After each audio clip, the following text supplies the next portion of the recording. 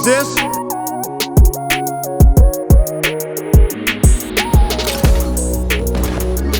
Want my property? You can't have it. This is the most ridiculous motherboard that you can get for the AM5 socket. And for most people, you should probably not buy it. Why? Well, you're gonna have to see till the end of the video. But for now, what we know is it's very extreme. Now, how extreme is extreme? Is it better than Ultra? Hero? Listen, the bottom line is this. This motherboard is spared no expense motherboard. So let's take a look. Hey, whoa, wait.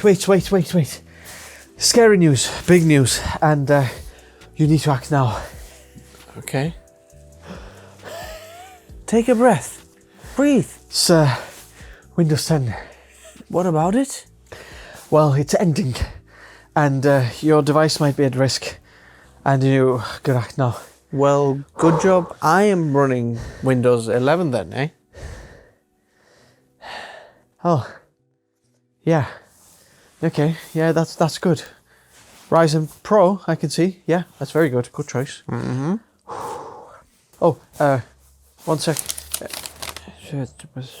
AMD sent me to tell them about the Ryzen Pro Loaner program that they're running, and they can go check out any of the Ryzen Pro laptops for free. Check them out if you want to, for free. I've already made a video about the Windows 10 and Ryzen Pro that they can check out in the video description already. Okay. Well, carry on then.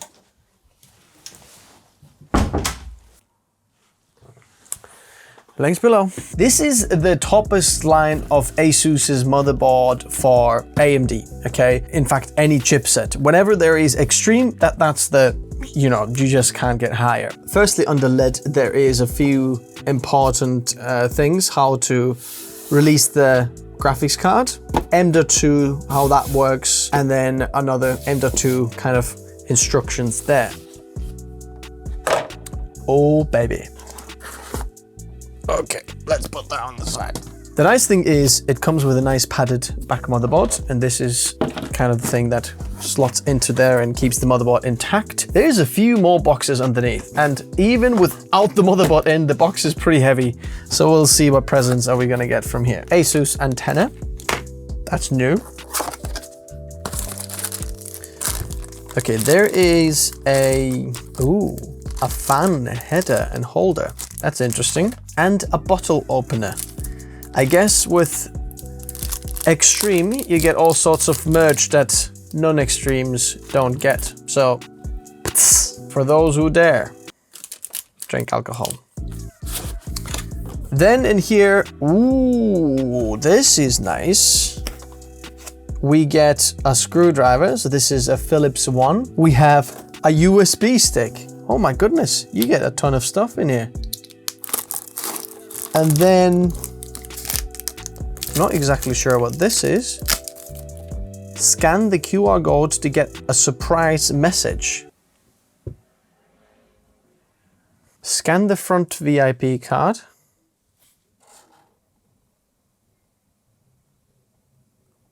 What on earth is this? Okay, I see if you move the card, it kind of... Is this the VIP message? That's odd. Then we've got this guy in here. This is DIMM.2 card, and we'll show you in a minute what that is. But basically, with that, we get some extra stuff for the motherboard. Look at that. You can just open it up. You've got one M.2 slot, and then on the other side, you've got another one. And then the last box. Oh, we've got start guide, stickers. That's nice that the start guide on top of it has a layout what every single header on the motherboard is and what you can do with it. Okay, the cable bits now. So here we have an ARGB extension header. So this is a proprietary connector that is on the ASUS motherboard, but then they've made an extension so that you can extend it to the normal 5-volt ARGB header that you're familiar with. Then we have 3 temperature probes. We have a SATA cable, 2 of them, and they're really nicely braided. Extra 2 here. Look at this. How nicely are these braided here? So that's 4 SATA cables. We've got another one of these ARGB, actually expander cables. So basically from 1, it makes 2, so you can plug in 2 ARGB headers. It kind of just saves space on the motherboard, I suppose. A fan splitter. So from 1 PWM connector, we get 3 male connectors. Another one of these. So 1 PWM to 3 connectors. And this is another 5-volt ARGB header expansion. So from 1 header, we can make 3 5-volt headers. So probably when going with this, you're gonna be using a lot of other ASUS ARGB components that need to be controlled via motherboard, but now you can do that via that. So one of the cool things that I noticed straight away is that the back of the motherboard is guarded. There is a full back plate here. So whenever you're putting that in the case, if you make any scratches, your SMDs in the back are actually protected. I've shaved a few SMDs off just by being a little bit uncareful with these and the motherboard standoffs on the case. The cool thing is I can see when looking through this that they've put thermal pads in here as well. So the actual MOSFETs on the other side will get cooled with this as well. So this becomes a heatsink. There's thermal pad in here, and then underneath there for the extra cooling, which is really nice. Oh, and in there as well. So this is for the chipset, and then in there as well. So they've just made the back plate here an extra heatsink, which is extreme. And it's nice that every piece has been cooled. When getting this motherboard, it's very prone for fingerprints. There's a few things, as you can see in here, I've already got a fingerprint. This is a screen you should be able to control on the actual motherboard software. Interestingly, there's no cables attached to it. It actually moves also. You can move it on the side. I think whenever you're putting it inside the case, so you're not going to be scratching it against your fan or something. If you need to move it a little bit this way because of the fan in the back, it's not going to be in the way, which is pretty nice. So we've got our AM5 socket that supports Ryzen 7000, 8000 and 9000 CPUs just for now. We've got 4 DIMM slots. They can go super fast if you want overclocking in terms of RAM or anything. This is the motherboard for you. Interestingly, usually all of the other ASUS motherboards have this clip only on one side, usually on that side. But in here, we've got the clips on both sides, which is super cool. And then we've got this DIMM.2 slot in there, which also enables us to have this card here, and we can just plug it into there, just like that. And then you've got some extra slots in here. This supports 2 M.2 SSDs, the PCIe Gen 4 X4. Both of them. So let's take a look at motherboard headers. Then starting from the top, we've got 2 CPU 8-pin or EPS power cables. We've got 3 fan headers on the top there. CPU optional and chassis fan in there. I think the CPU and CPU optional share the bandwidth. We've got the Dr. Debug or error code display. We've got a start and flex key. And then a lot of these side ports are actually angled to the side, because if you already notice, this is an eATX board. So usual motherboard ends kind of where this DIMM slot is, but this has got extra inch on the right, which means that this is eATX or extended ATX motherboard. So bear in mind, when building with this motherboard, you need to have a case that supports eATX. You might have some trouble with certain mid towers or smaller cases where these cables are going to start to hit something on the side of the case. So just bear that in mind. Then we've got to turn this on the side to see some of these ports in there. So basically this top header is the ARGB header. So this is the one that can make 2 5-volt ARGB headers with the cable that came on the motherboard box. Then we've got 2 fan cables in there, 24-pin ATX power cable in there. Then we've got 8-pin power delivery PCIe, but also power delivery for the front panel USB-C. I don't think this really goes for the PCIe. This is meant for the front panel USB-C charging, because you can get up to 65 watts, if I'm not mistaken, front panel USB-C, which is pretty cool. Then we've got 5 gigabit USB type A front panel header in there, and it's really nicely labeled on the side there that we can see 5 gigabit. Then we've got 4 SATA cables in here. another 5 gigabit USB Type A header for the front, and then 2 fan or radiator headers. Now going back to this way, we can see that the front panel USB-C headers, there are 2. One of them 20 gigabits in speed and the other one 10 gigabit, which means that this one is USB 3.2 Gen 2 X2 slot, and this is USB 3.2 Gen 2 slot. Moving on to this corner in here, we've got our front panel headers in there.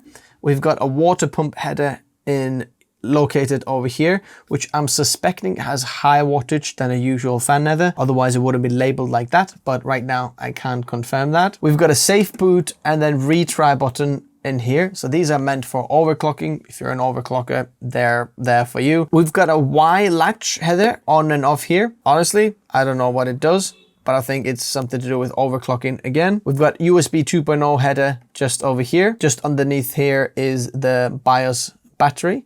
And here is a slim SAS header, which means that you can get extra PCIe Gen 4 X4 slot or bandwidth when connecting to this. So if you want an ultimate workstation kind of PC, it does allow you to do that just in there. We've got another USB 2.0 header just in here. This is a PCIe switch in there. So in case you want to run the PCIe in a dedicated Gen 4 or Gen 3, Gen 4, Gen 5 type of thing, then there is a few options here. 1, 2, and then 3. There is BIOS switch here as well. So interestingly, this has dual BIOS. So if one fails or you cache it or whatever, you can go to the other one. There is other 4 switches in here. I'm not sure what they do. So if you do know that, let me know in the comment section below. Here we have 2 5-volt ARGB headers, and these are both Gen 2. And if you want, you can actually extend these ports via these. We've got one temperature sensor just over there. We've got an LN2 mode there. So basically a little jumper cable there,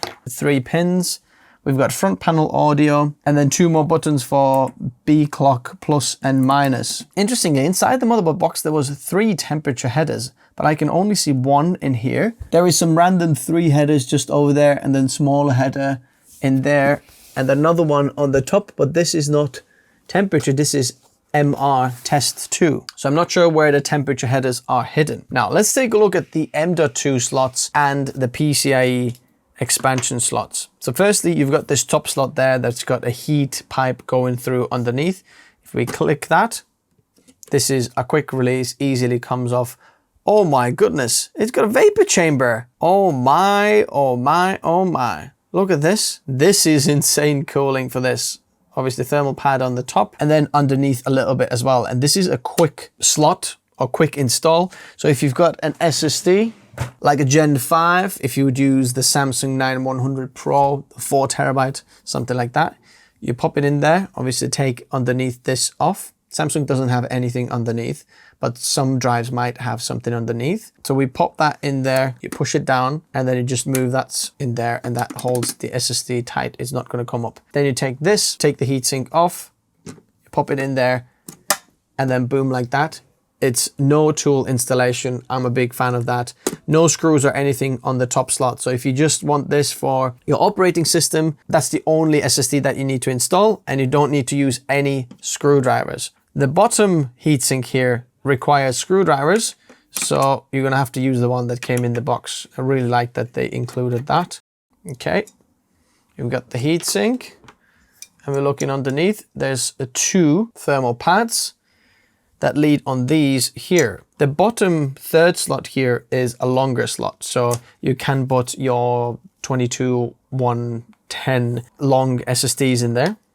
As you can see, it allows you to be long, and it works exactly the same, like kind of quickly goes over that. But then this in here has a little bit of a different situation. So you pop that in there, and then you have to just push it down. So again, it's nice that we don't need any screws for that. And if you want to release it, just pop it in there and it comes out. You've got a little thermal pad underneath as well. But the big heatsink that goes on the top is big enough. Now, all of these 3 slots are PCIe Gen 5 X4 speed. The top one goes to the CPU and the bottom 2 go through the chipset. And the chipset also has a massive heatsink that is underneath there. And remember, it was cooled also on the back panel on the other side. But the thing that kind of puzzles me is if you have this heatsink on the top in there, this does not actually touch or make any physical contact with this heatsink cover for the chipset. and this is going to go pretty hot, and there's no airflow over it. So it's a bit of a interesting thing there. In terms of M.2 PCIe slots, the top slot is PCIe Gen 5 X16, and the bottom one is PCIe Gen 5 X8. If you have something on the bottom slot, the top slot starts running PCIe Gen 5 X8 as well. Potentially you could have 2 GPUs in here, but you have to have quite a skinny 5090 because that's probably what you're going to be going for when going in there.